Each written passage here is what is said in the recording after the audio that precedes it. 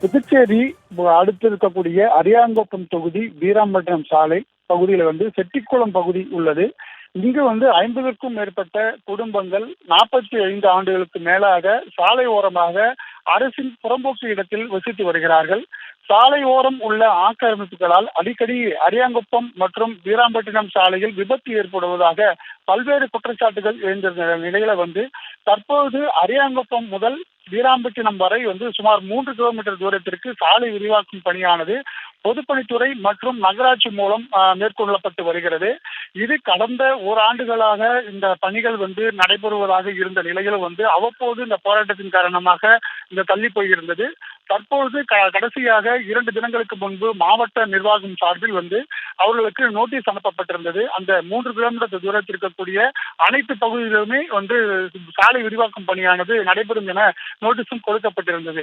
இந்த நிலையில அந்த செட்டிக்குளம் பகுதியில் இருக்கக்கூடிய 50க்கும் மேற்பட்ட வீடுகளில் இருக்கக்கூடிய அந்த புறம்போக்கு இடத்தில் வசிக்கக்கூடிய மக்கள் கடும் எதிர்ப்பை தெரிவித்து வருகின்றனர். இந்த பகுதியில் ஏற்கனவே எந்த அளவிற்கு 3 கிலோமீட்டர் தூரத்திற்கு விரிவாக்கம் செய்கிறீர்கள், அதே போல 2 பக்கமும் 3 அடி தூரத்திற்கு இந்த விரிவாக்கம் பணியானது நடைபெறும் என தெரிவித்திருக்கிறார்கள். அந்த பகுதியை மட்டுமே விரிவாக்கம் பணிகள் எடுத்துக்கொண்டு மீதி இருக்கும் இடத்தை தங்களுக்கு கொடுக்க வேண்டும் என அவர்கள் மாவட்ட ஆட்சியரிடம் மற்றும் முதலமைச்சர் துணைநிலை ஆளுநரிடம் கோரிக்கை வைத்து வந்தனர்.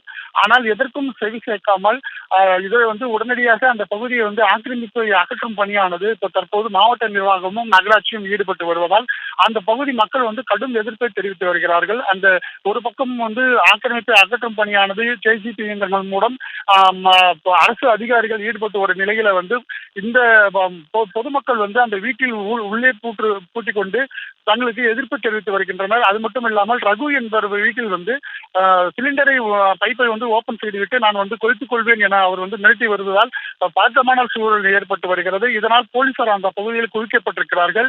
இந்த பகுதியில் இதனால் அசம்பாவிதம் நடைபெறாமல் இருப்பதற்காக தீயணைப்புத் துறையும் அந்த பகுதியில் அந்த வரவேற்கப்பட்டு அந்த ஒரு புறம் தண்ணீரும் பீச்சடிக்கப்பட்டு வருகிறது. இதனால் அந்த பகுதியில் பதட்டமான சூழலானது ஏற்பட்டு வருகிறது. பலமுறை கோரிக்கை வைத்தும் அந்த மக்களுக்கு மாற்று இடம் கொடுக்காததன் காரணமாக இவர்கள் தொடர்ந்து அந்த பகுதியில் போராட்டத்தில் ஈடுபட்டு வருவதால் பரபரப்பாகவே காணப்பட்டு வருகிறது.